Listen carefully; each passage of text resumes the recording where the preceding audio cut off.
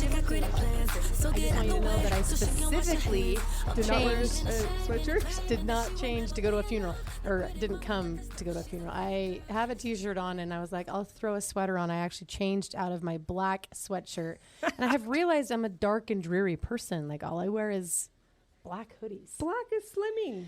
And it hides stains. So, yes, this is true, which I have on me all day long, every day, Yes. with a bunch of kids and puppies. So I changed just for all of you. I even put on lip gloss and Look at you. got Dr. Cope. I get check up with Dr. Cope, so my face is looking nice and full for you.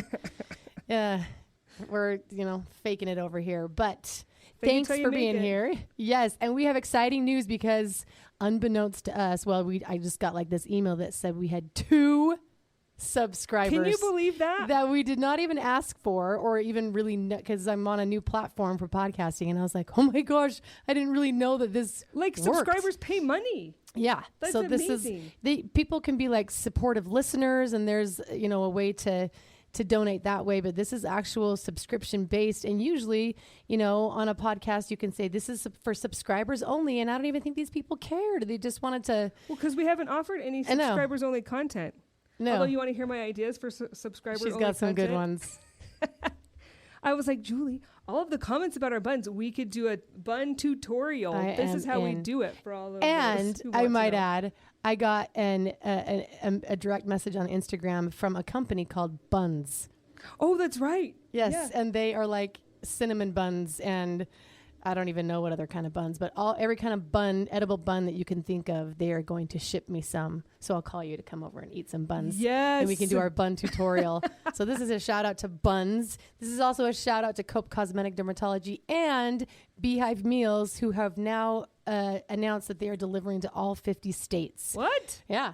That's pretty exciting. So I want to be one of the first to tell everyone so that if you're living in Texas, you can use my code, which is Jules. I'm trying to change all my codes. Spell Jules. Jewels. Okay. I'm trying to change my code from BOYE with a barf at the end to Jules.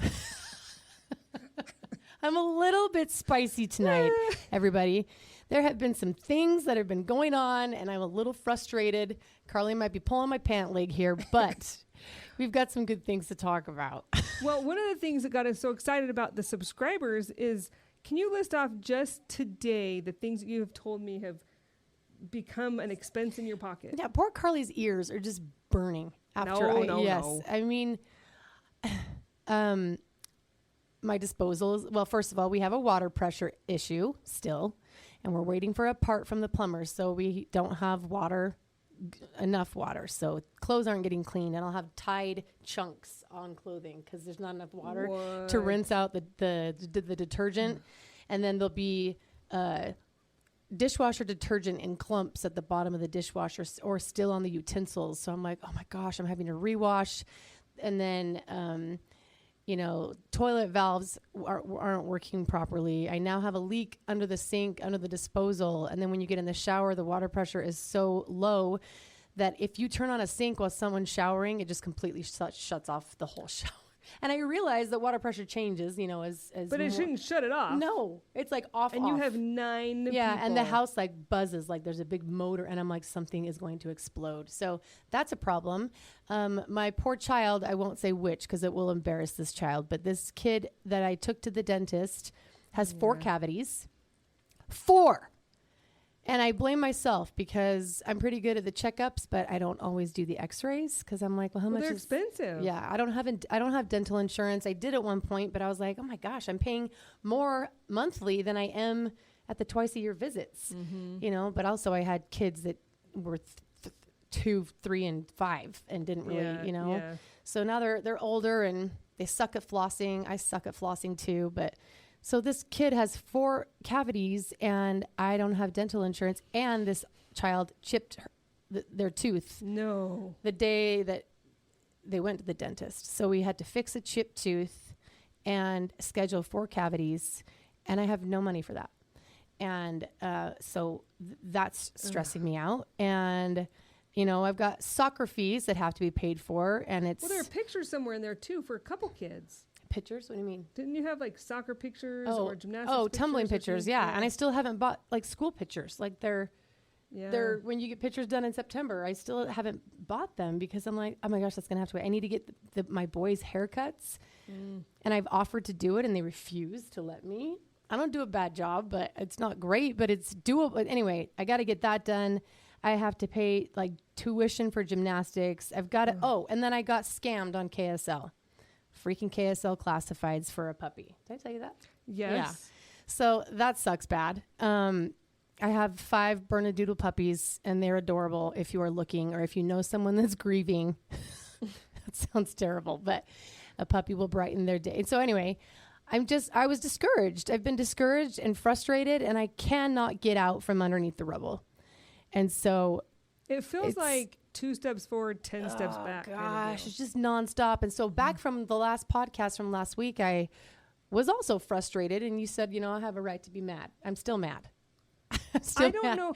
Let's put it this way. What human on planet Earth would have those things happen and not be mad? Yeah. And I'm still mad just because,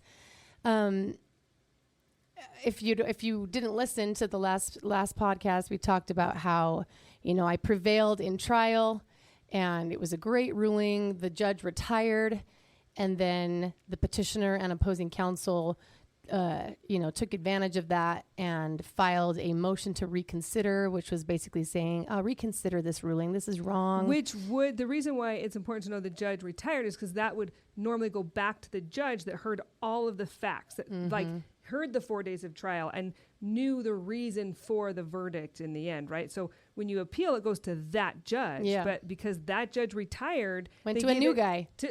Not just a different judge. I have to clarify every time, like a literal new at the job judge. That to me makes a big difference, because he even said, I even heard him say, I'm new to this whole family court thing. And I think he was new to Utah, because he's like, I don't know Utah law. What? I mean, he had been a lawyer, I didn't hear that part. Yeah, he's like, I'm not familiar with Utah law, as let alone divorce law. Because what I've understood from Dana Tingey, who's the domestic violence national expert, is that judges hate doing divorces.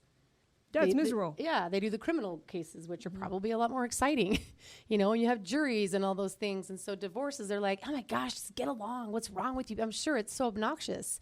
So he was not only new to Utah, it sounded like, but new to divorce law. And it felt like my attorneys knew better than he did. It felt like that because, after when I was able to talk to my attorneys, because at the end of the day, he kind of overturned the whole thing.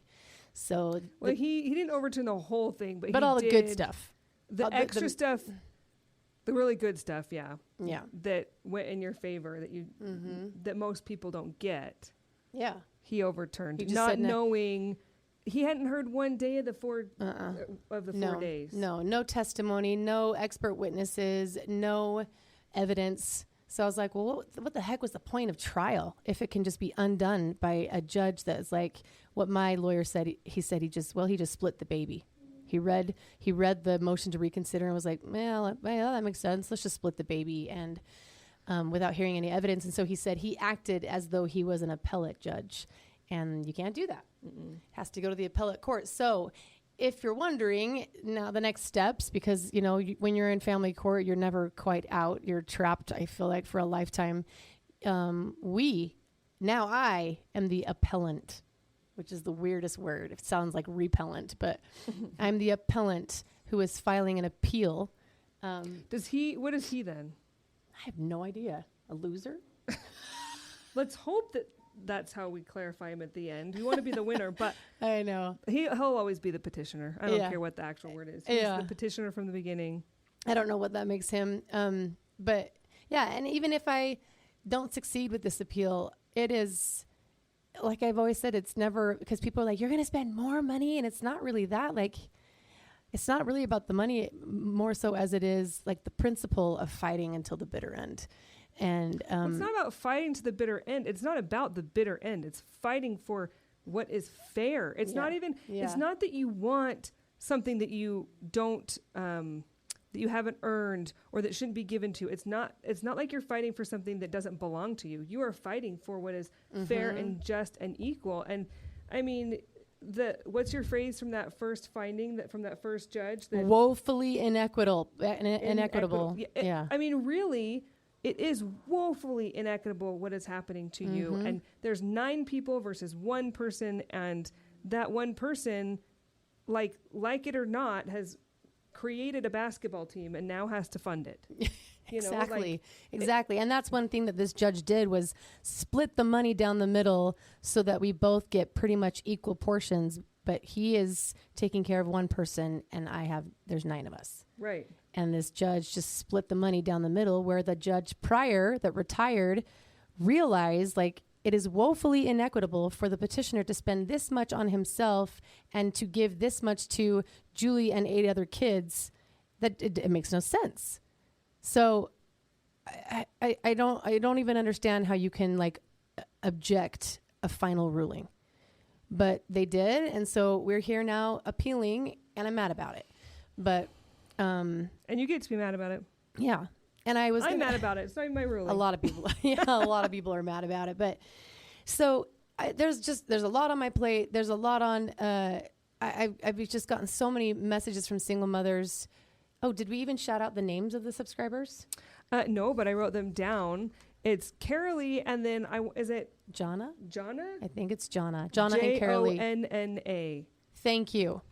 That means the world. It made Julie's day. She texted me a screenshot. I was like, look. I did. And we have made 34 cents in ads. So hopefully if you hear an ad before this podcast plays, I don't even know if you do, but that paid us 34 cents. So thank you for listening. But thank you to the subscribers, because that little monthly support, it's a big deal. It is a big deal because it gives you just a little bit of oomph. Well, yeah, it like kind of lights a fire and is like, actually, this matters enough to people that they're willing to pay for it, which is cool. Or you matter enough to people for them to support you, which either way, I'm happy with. Yeah. Right? Yeah, I'm not complaining. If it's us talking or just them loving you, I'm happy. Because a podcast or anything for that matter takes some time to create momentum. And when you come in time after time after time and like you don't get any new subscribers, you don't have any listeners, you have people saying like you suck, Well, it doesn't matter what we do.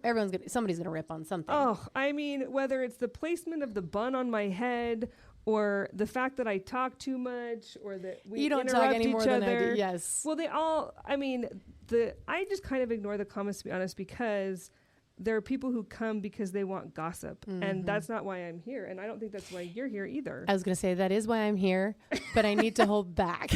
That's not why you're here, but that is emoting. Like, yes. It's not about spreading gossip. You just want to speak the truth. Julie did you want to tell the attorney that reached out to you? Yeah, well, that's part of what I wanted to talk about. So before I get to that point. There's another reason why she's mad. Yes, this is another reason why I'm mad. Okay, I'm irritated.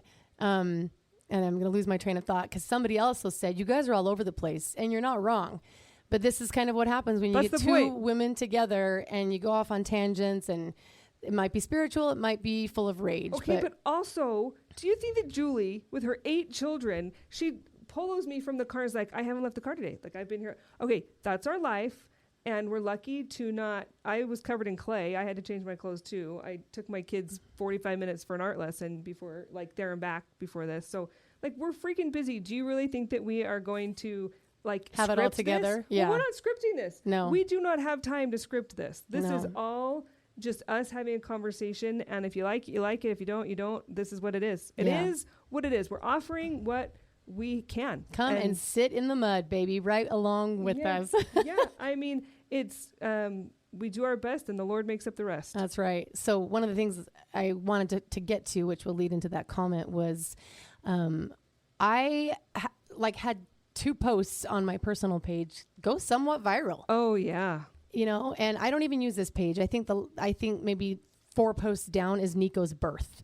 So he's 6 years old, 6.5. And I'm like, I just rarely post on that because it's just still shots. Yeah. It's not videos. Yeah. So it's just, I was like, and that's what I started with, was just my pictures. That's kind of what Instagram was years ago. It was just pictures of things. And so I would post pictures of the kids, and like we all do. And then you would create your chat book, that would kind of do all of your scrapbooking for you. And then the Big Family Jewels was created, and the videos I started making, and they were super fun to watch.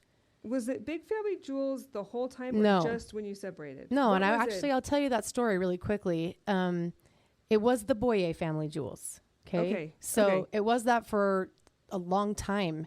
And when the petitioner decided to leave and abandon ship, basically, when he returned 2 months later and ended up saying, yes, I want to stay. I love you, blah, blah, blah. And then said, wait, never mind. I don't. Remember that whole thing? Yeah. Mm-hmm. Okay. So when that happened, so this is after the never mind, I don't part. Okay. So he's apparently going to be done for good. We have a tumbling competition at Wasatch Trampoline and Tumbling, another shout out. And the kids are about to compete. And he sends me a message and he said, I'm going to come and I want to make sure that you film me there with the kids. And What? And if this was before he had told me he was going to be gone for good, I probably would have. Yeah. But because he had said, no, I'm done. And I was like, excuse me, you've left us all these notes, these love notes. And anyway, I said, let me get this straight. You want to come to the competition and make sure that you get in my footage so that you can be on the vlog. And he said, yes. I said, well, why don't you just film with your phone and post it yourself to your own social media? We'll be right back. Hi, friend. If you have been on the wellness journey for a while now, but you're tired of the highlight reel BS that you see on social media all the time, if you are tired of the wellness industry, if you are tired of what that word has become, I invite you to join me over at the podcast Led to Gold. All we focus on is the true stories and the realistic versions of wellness. And I think in a world that just wants the highlight reel, Led to Gold gives us a space where we can get actually real together. Join me wherever you get your podcasts, and I'll see you soon. That's logical. Yeah, because I was like, that you don't. What is it? Eat your cake, He wants to have his cake and eat it too. Make your bed and get in it. What is it? You want to sleep in your bed and make it too? There's that one too. A couple, yeah. Anyway, so that bugged me, and I just said, why don't you just film it with your own phone? Because at this point, yeah, you are separated. You're living separate lives, and you don't get to have both. I'm not going to sit here and film how you're this involved parent suddenly and make it look like nothing's wrong, because something is definitely wrong. And your viewers would have picked up on that so fast. And so, well, nobody knew. Well, they did know because he had posted it, right? He had posted the social media bomb, which is another thing I want to talk about. But so after I said, is that right? Let me get this straight. Why don't you just post it on your own phone, on your own social media? And he said to me, are you saying that you don't want to post me with the kids on the Boyer? And he capitalized Boyer on the Boyer family jewels. Is that what you're saying? Meaning yes. Yeah. The answer is yes. But it bothered me that he caps locked Boyer. Sure. Because it was to emphasize, like, this is my name. This is my vlog, and you guys are all just part of it. Are you saying you don't want to post on the Boyer family jewels that I'm here with the kids?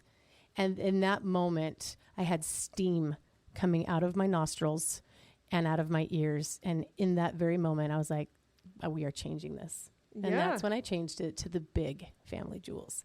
So that might sound spiteful, but I was like, I changed my name back to Jeppson. I cannot be reminded of the pain and the deceit with my own name every day. No, I have a family member that was divorced and young, like got married at 19, married 5 years, no kids, got divorced. And in that time, she got an education and went and worked at a hospital. And when she started the hospital, she had her married last name, and that was her login at the hospital, right? Mm-hmm. So she gets divorced, and they won't change her login. And she was like, every time I go to work, I have to use that last name. And it was hard. And it just is interesting because we forget how important a name is. Yeah. It's an important thing to us, and it sets us apart. It identifies us. It puts us with different people. When I tell people my maiden name is, oh, do you know so-and-so? Yep. You know what I mean? Yep. It's like, it's a big deal. Yeah, and I'm proud of the name Jeppson. There's a lot of history with the Jeppson family in Utah, and I could not. And people would say, "But what about your children? Don't you want to have the same last name as them?" And lots of women do, and they keep their married name, and there's nothing wrong with that. Yes, the answer is yes. You want to have the same last name, but it's not an option anymore, right? Like, obviously, yes, it's an option, but like, it's not the same as it once was. No, right? And I have heard women say that it's harder when you change your last name because you go to the doctor and and you're white, right? So, even that, it's like, okay, well, how are you related to these kids? all I'll say is it's worth the hassle. Yeah. Oh, yeah. Well, exactly. Because that's how important a name is. Yeah. And it signifies, it represents, it's symbolic. It's all of these things. And so, of course, it's important. And of course, you changed it. And you changed your other one recently, right? Which other one? Your personal, just still photo one, yeah. Yes. And so that was actually Carly's recommendation, because I had that as Julie and Jules, but changed it to I am Julie Jeppson. And I guess it feels sometimes like I'm being, I don't know, arrogant or like, look at me or... Well, but okay. She tried to be Julie Jeppson and somebody else had it. Yes, so we had to preface it. We had Thank you. How do you... Is preface the right word? I You have think to do I am. I went to a conference a long time ago for branding, yeah, and one of the things they said was put your name in it, and if somebody already has your name, have the real or I am or something like that, so you can have it. You want your name, and that's why, it's another reason why I think this should be, Gritty Mama's a Julie Jeppson production, because you want to own what you're doing. You want it to, you want your nobody face can to steal be my name. You know what I mean? well, So you want, it's yours. It's your work. It's all of that. So back to these, I wanted to mention, maybe I'll say that. I'm trying to think of which way to word this, or which order to put this in. But I posted on my page, my personal page, I am Julie Jeppson, and it had been a long time. But the only reason I did it was because we got new family pictures. And so I was like, I might as well post our new family pictures. And I seem to have a different audience on that page than I do on my vlogging the Big Family Jewels page. I mean, they coexist, or they have some of the followers are on they both. Share viewers, but there must be different. Yeah, there are. And so anyway, I posted my family pictures that I just had taken in November, and I just had kind of a brief synopsis of a paragraph of like, hi, my name is Julie. I don't post on this page very often. It's my personal page.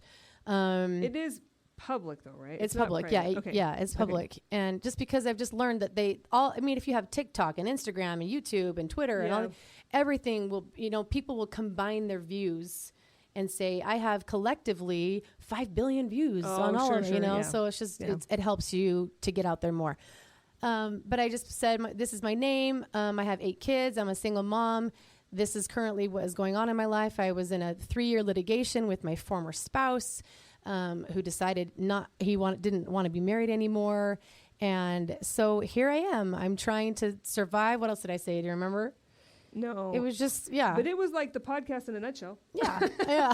Yeah, exactly. So just very short. It was a big update in one place that you could go and read. People who want like succinct information and like, where has Julie been for the last 3 or 4 years? There's your answer. So that was just under 1 million views. And I was like, oh my heck. And I started getting followers like crazy. And I was like, no, because I don't care about that page. It was just like the personal page where you're posting your kids, and you want it to be on the business page where you get the sponsorships and the affiliates, which is on the Big Family Jewels. But I mean, I wasn't mad about it. I was just like, dang it, it's on the wrong was a good page. thing. Yeah, but it's... Yeah. So it's kind of like, wait, are we doing something backwards here? What are we doing? I know. So then I posted again on January 6th, which was my 19th wedding anniversary. And I posted a picture of I just thought it would be kind of a good thing to look at, even for my kids. So I posted the day we got married. I posted when Adana was a baby. And then I posted in 2012 when Xander was born. And then he was born in 2011. Every time a kid was born, and every time a new baby was born, I did a picture and has the family expanded in each family picture. I just thought it was a cool thing to do, to see how we got bigger and bigger and bigger, and then towards the end, it's decreasing by one. And the last couple of pictures is just me with my kids, and I talked about just how I got married, and this was the plan, and I don't even remember what I said other than. this. I don't either. I have to pull it up. Yeah, I should pull it up. But that went viral also. And a lot of people chimed in and said, oh, I didn't know, which proves that I was quiet. I did follow that stupid gag order because there's so many that were like, what? I had no idea. It's been 3.5 years, and that was just under 2 million views. So between those two posts, I gained like 13,000 followers. That's crazy. So I went Did that double your count on that page? More than doubled it. Wow. I think I was at 7,000 and it's now at 21,000, and I'm at 29,000 on the Big Family Jewels. And I've had that for 10 years. I mean, I've had both of them for that long, but I was like, my other page is not growing at all. So I have some changes coming up on the YouTube channel, on the vlog also, but we'll talk about that another time. So I got a ton of comments on there, so many supportive comments, and women, a lot of Black women were on there commenting, Interesting. a lot of things about Nigeria. And I thought that was interesting and kind of mind-blowing and eye-opening at the same time. But I also got a comment in my DMs, and it was an attorney, and it was kind, she just said, I see what you're doing, but trust me when I say this to you, go silent. And she said, I didn't say anything from your first post, but now that you posted a second time, I need to tell you, say nothing. And I understand what she's saying, because it will be considered, because some people are saying, oh, there you are posting your dirty laundry and you're talking crap on your ex-husband. And I was like, no, I like to think of it as airing out my clean laundry. It's like pure as white as the snow, and it's blowing in the wind. It's like clear and fresh smelling, and it's like a symbol of my clear conscience is having my clean laundry flow out and the truth coming out, not dirty, but like white, like pure. It's not whether it's clean or dirty. It's the fact that it exists. We all have laundry, right? Like you have laundry in your house. And there was a comment that when I said, someone's like, oh, you got to air out all your dirty laundry online. And I said, and he said, you're sitting here shaming him. And I said, how am I shaming him? These are the facts. And that had like 400 likes on how I just said these are the facts. But this particular comment, when she said, trust me when I say go silent, and I get it because it hurts you in court, but I want to remind all of you and her, because she said to me, you're not going to get what you want out of this. You won't get what you think you're going to get. And I said, I'm getting paid. Or at least that's the goal. I'm trying to monetize off of. You're trying to build a company, essentially. You're trying to build your own name. And I mean, a podcast can be marketing. It can be. It's all going towards the same goal, which is I'm wanting to help other single mothers. And women who are... But also get paid for doing that. Yes. Because you got to eat. Well, exactly. So if I can, do both and do something that you enjoy and that you feel satisfied with and fulfilled by, I would love to earn money helping other people. I think everybody would love that, but... And mind you, we're still doing this at 9, 10 o'clock at night. Yeah. So like when you talk about being a single mom trying to have a job and raise kids, I'm sorry, but when in the actual hell do you think that a mom with 8 kids is supposed to work? I know. Now, shout out to Adana, who's picking up some kids for me tonight. But so it just triggered me a little bit, and I was just like, oh my gosh, like I have a no non-disparagement clause in the decree, which is big. So I will say, I was telling Julie, like, don't get it twisted. If Julie didn't like the average, especially for public divorces, but the average divorce in the decree, it will have something about non-disparagement. You're not supposed to disparage the other spouse, right? What that means, what that looks like, that can change based on the decree and the people and whatever. But particularly in divorces where you know their names, whether on it's a national level or just a local level, like these guys, you always find that. But in theirs, there is a specific clause that says there is no non-disparagement. So for this specific case, that's the blessing here, is that Julie feels so strongly about helping other women. This is not, I mean, she jokes that, she's here to tell the truth and gossip, people want the gossip and she's here for it. She's just joking because she's here to help other women because she's one of the few that can. It's true. Legally, he cannot come and say, well, you're not allowed to talk about me like that. You're not allowed to say these things, because they specifically wrote out in the decree that she can, because he but can. Remember, when people talk about disparagement and defamation and you are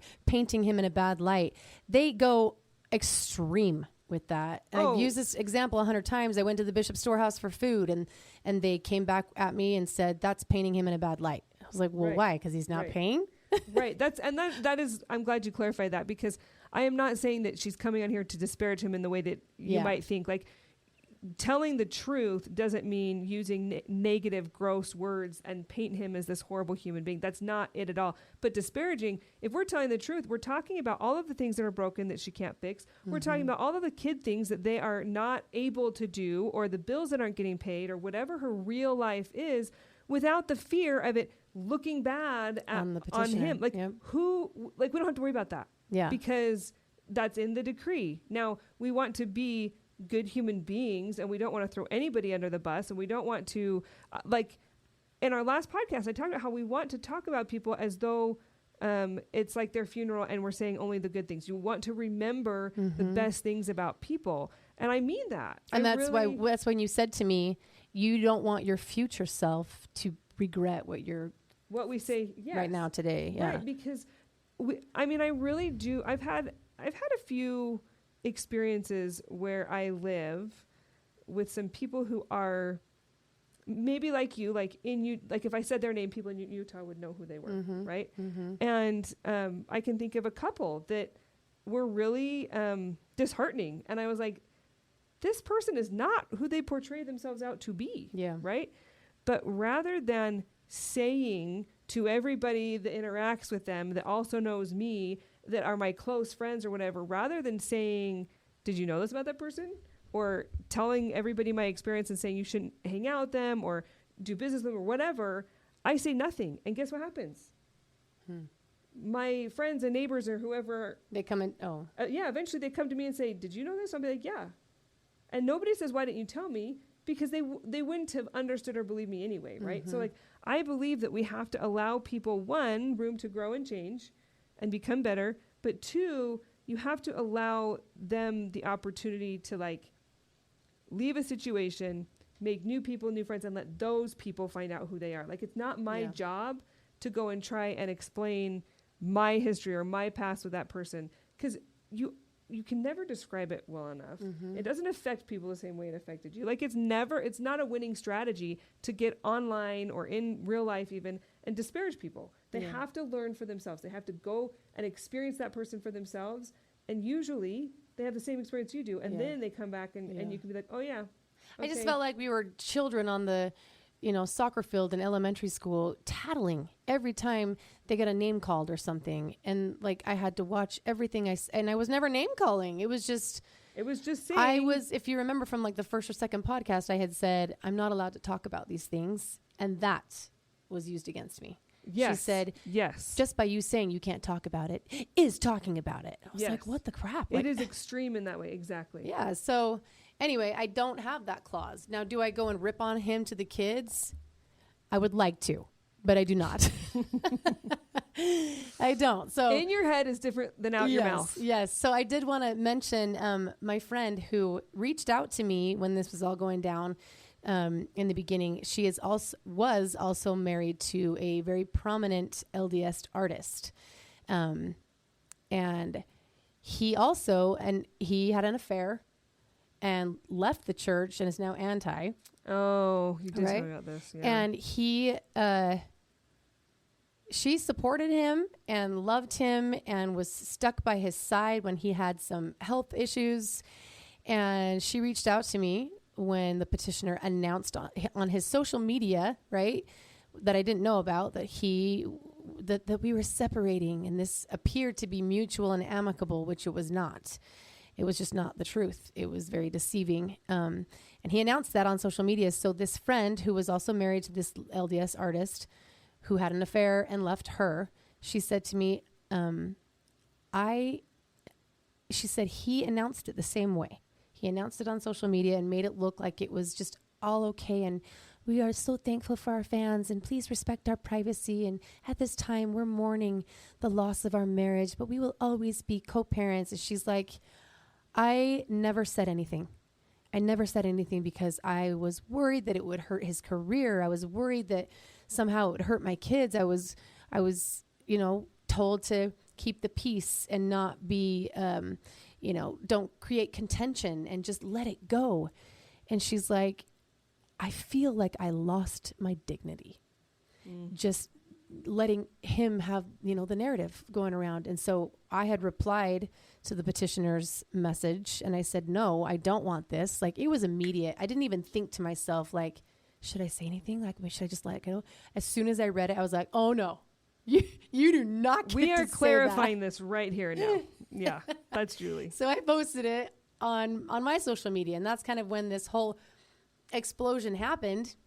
And so she said, I am so glad that you said something. I'm so glad that you spoke for you and that this was not right and it wasn't what you wanted. She's like, because I lost myself not saying anything. And I've never forgotten that. And so sometimes, in this journey, I've asked myself, I'm trying to check in with myself and be, what's the word, retrospective? Is that introspective? Introspective, yeah. And I'm like, why do I feel like I need to say this out loud? Is it just because I was silenced and gagged that I'm like, oh yeah, I'm going to let it all fly now? Is it because I want to punish him? Do I want revenge? Like, no, that doesn't feel right. That doesn't feel good. Why am I wanting to do this? Like, is it, and I feel like it's a survivor. Every survivor, if you're like in a plane crash and you survive, you want to live to tell the story. You want to help other people know that you dug yourself out. You climbed out of the actual debris. You're stuck on a life raft and you have no life jackets and no food and water, but this bird comes and gives you a little piece of bread or gives you a leaf to know the land. Yeah, the land is near. And it's that little bit of like, I can do this.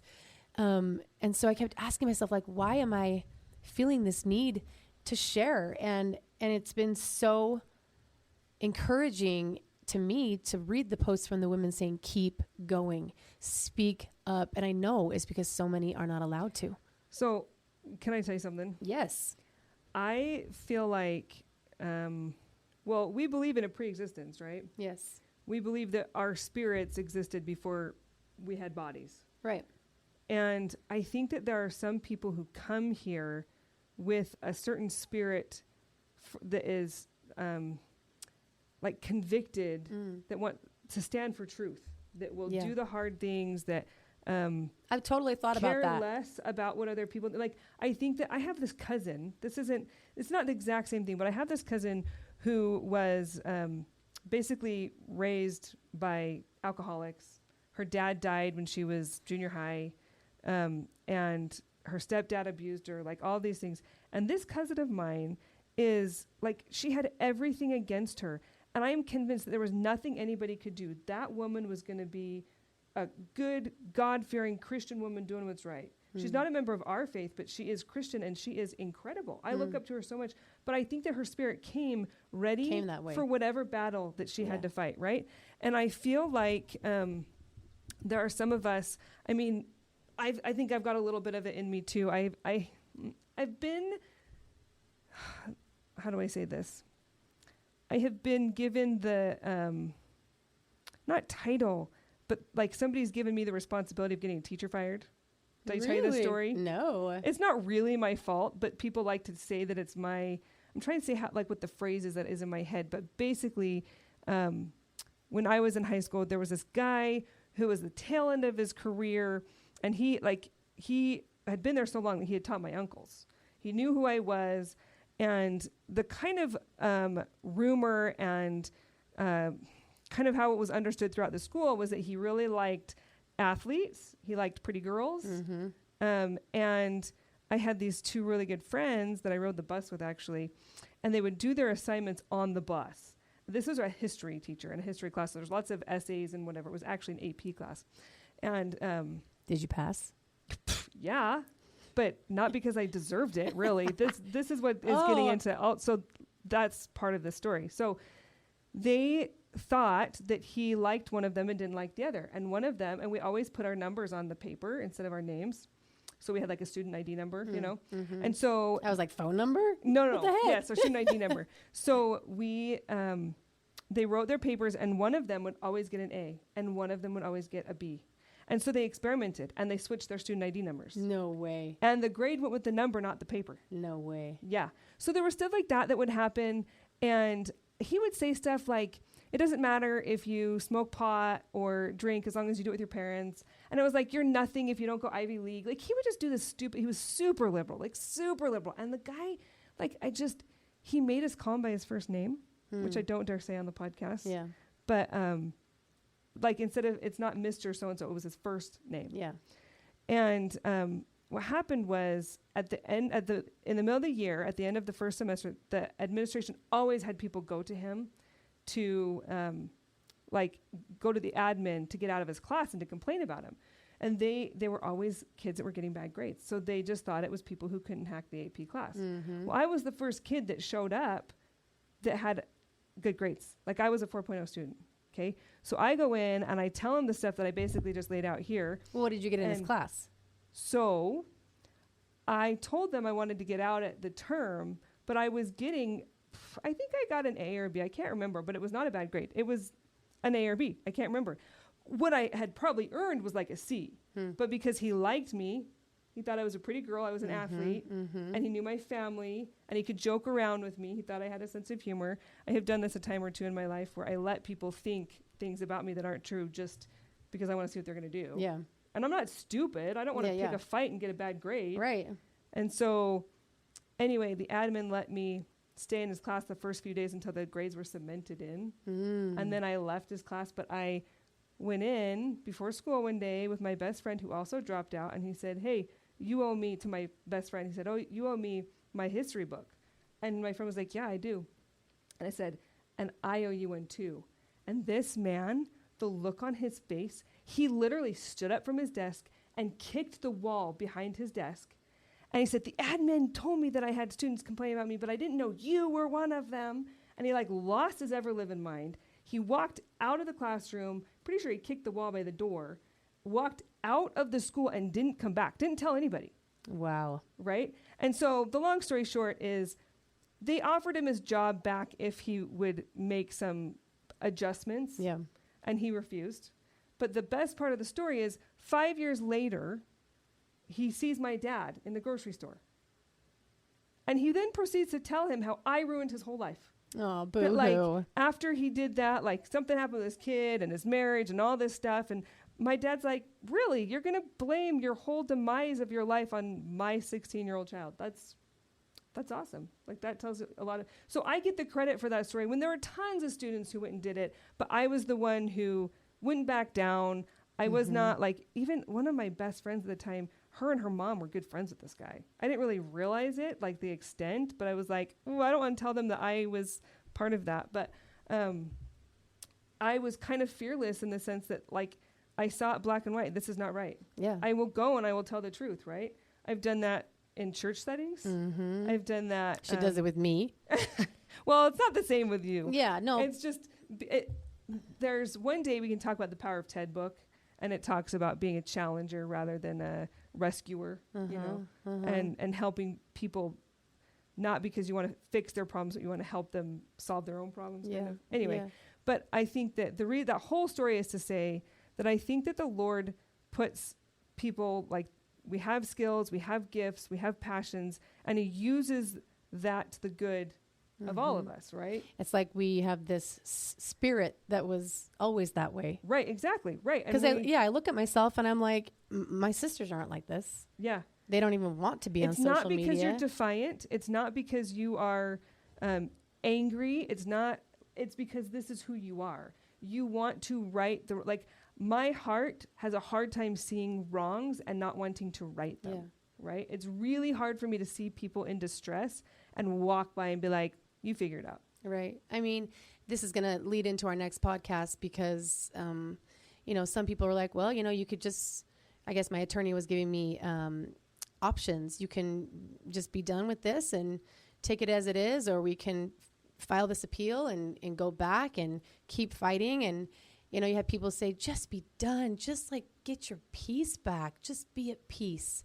But I cannot be in peace. You won't be at peace. I won't be at peace knowing that I folded. kind of. Well, it's not even like, I'm not fighting. I'm not going to give up this battle. Like I said, to the bitter end. I mean, it is a bitter end, but I'm not going to just stop the battle. Well, I think one thing that you have to realize here to clarify, if that first judge had come back and given you the ruling that you have now, I think you would have stopped. Yeah. I think you would have said, okay, that's what's fair. Because even what you have now, like you said last time, it's more than what you would have settled for in mediation. What I offered, yeah. But I think the reason why you are wanting to continue to fight is because now you know what a long-standing, reputable, retiring judge saw as fair. Now after 4 days. But you now have a standard for what is fair. You now, like before that, you had this standard of like, well, very few people get this and, you'll be lucky to get this. But when a judge came and said, no, I see you, and this is woefully inequitable, now you have that standard. You're not fighting just to fight. You're fighting to get what is fair and what was already awarded to you. Yes. If it had not been awarded to you, this would would be over. Yeah. But it's not, I think in your head, as you process it, you haven't allowed yourself to realize, like, this is not about just fighting until there's nothing to fight for anymore. Yeah. This is fighting for what you had already been awarded, what was already determined to be fair. If it had not been that, we would be done. I mean, that's basically, did I say that's why my attorney said he just split the baby? Just cut it in half. And I'm like, this is, no. It's I'm not doing this. And so I believe, I've said this 100 times, to speak up and speak out, that I am meant to do that. I am here to speak up about injustices and to help other single mothers or women who are struggling. I mean, do they not speak because, they're afraid to, because they're embarrassed? Legally, they can't? Yeah, they legally can't. But I think one reason, too, as you're saying this, is you have what people would call thick skin. Like a lot of people get online and the comments that you get would keep them up at night. Yeah. But you're like middle finger to them in your head, it's like, okay, whatever, Yeah, some of them sting, like the one that said, Julie's addicted to turmoil. I'm like, what the heck? Like, you have no idea what's going on. Oh, I've recently learned watching other people's podcasts and watching like news and Charlie Kirk stuff and all this stuff. There are bot farms. There are people that are like, they are like, their job is to make you miserable with these comments, making you think that they're people and they're not. And so when I see these comments that are negative toward me, I just say, they must be a bot, and I move on. Hey, I've like surprised myself at how thick my skin is. And I think, not that I'm not inviting you to say unkind things to me. It's not that at all. But I feel like we're so far into social media now with 10 years or whatever, that I think that we've realized that like the people who are leaving the negative comments are miserable people. Yeah. Right? Like a lot of us who don't like something, we don't actually have to say it. Yeah. Exactly. It's like, if you have nothing nice to say, don't say anything at all. Well, my spirit has been bursting for a long time. And I do believe that it was like always that way, that I was almost predisposed to be a fighter, to be an exposer. Yeah. Like, I think that you fought something hard before you got here. Yeah. I really believe that. Sometimes, I like to think, I'm like, was I a wallflower? Like, no! Was I sitting on the sidelines? No, is that why I came here with fire? Yeah. For sure. I mean, I like to think that, for sure. Your testimony, right? You have to have fire to have experienced what you have experienced and still be standing where you are. Yeah, and still be going to church. Yeah. Still believing in church leadership and not hate every man that you see. Yeah. I mean, and so for all of you women who are not ready to share your story and are not willing to and are afraid to or embarrassed to, if you can, like, I would encourage you to write it down, to tell a friend, to speak about it, because I believe that the truth, it's that cliche comment, the truth will set you free. You will feel free. Let me tell you one more thing. I know you want to wrap this one up, but there was a study, and guys, I can't tell you which one. It's a study. Don't ask me for the reference. I read it recently, but they took a bunch of people and they locked them in a dark room for a couple days or whatever, by themselves with nothing, like a dark room. Yeah. And the ones that didn't go crazy, there was only one that didn't go crazy, I should say. And what they found that kept him sane. Oh, I think what was I posted on my story, so you may have seen it. But the reason he didn't go insane, like literally, Didn't he talk to himself? he talked to himself. Yeah. And I've learned with like Marco Polo, because I polo Julie and I polo a couple of my other best friends. And It's a walkie-talkie app, by the way. it's video. So like, and you can do the voice, but you're talking into the phone and it's videoing you, and then you send it to your friend and then they send you a response. And so you're not actually having a conversation. You're like talking to Listening, yourself, and then they listen to you and they respond, but you feel less Better. stupid than if you were Uh-huh. talking to yourself, right? So if you feel silly talking to yourself, just get Marco Polo, record it, and you don't even have to send it to anybody, right? Like, send it to yourself if you need to. But I've learned that as I'm Marcoing, my ideas get clearer. And if I am talking about a principle, like the Spirit will testify that what I'm saying is true to me, right? Or I will feel unburdened in a different way if I'm talking about something that's hard. Or I will feel seen if I'm puking and I don't want my friend to come over and get sick, but I need somebody to know that I'm miserable, Yeah. Whatever it is, like there's power in saying things out loud. Yeah. Even if praying it's vocally. just Look at Joseph Smith. Once he Right. prayed, he had never before prayed vocally, out loud. out Yeah. loud. And in my mission, there were 3 words that we had to, like, it was like a rule, not necessarily a rule, but something that we all abided by. And An expectation. and it was abrir la boca, which was open your mouth. Open your mouth. And I don't think that when we talk about being missionaries and testifying, it's not, yes, missionaries are testifying of the gospel, but we as people don't just testify of the gospel, it's just testifying of truth. Right. And this is truth, what I have experienced and what so many of you out there have experienced. And I don't even like when people say, speak your truth. It's just That the bugs truth. So bad. It does. It bugs me too. I hate the idea Speak of your truth. No, it's just truth speak that changes. the truth. Yeah. It's like I had my best friend in high school was Catholic. And I've since realized how, we really do have a lot of similarities between Catholicism and our church. But she used to say, well, Catholicism is true for me. And at the time we went by, we accepted Mormon. We've never gone by Mormon, for the record. And she was like, and Mormonism is what's right for you. And it's always bugged because I'm like, well, there's absolute truth. And now that I'm a grown adult, I see a lot of gray. You don't see gray when you're younger. But I hate the idea of anything but absolute truth. Yeah, I believe in gray, 100%. But like, there's your story and my story, but there's truth. Yeah. And your story might hit one side and the truth is in the middle, is what I'm saying. But there is truth. It doesn't change. Just like I just said, doctrinally, we believe that our spirits existed before we had bodies. Right. That we exist, basically forever. But we also believe that, what was I just saying? I know. Right? Eternal truths. That just like our spirits are eternal, truth is eternal. There are eternal laws that even God abides by. There are eternal things. Truth is real. It's not relative. Right. And that bugs when people talk about Yeah. relative truth. Because I have opinions, I have my own experiences, and I can say that that's the truth, but really the facts, the things that did happen are the truth. And yes, I have my own opinions about it, but I just think I'm right, of course. I have the truth. But yes, It's it valid. is just the truth. Right or wrong, it's valid. And so opening your mouth, abrir la boca, talking, speaking, I think the Lord wants us to speak up.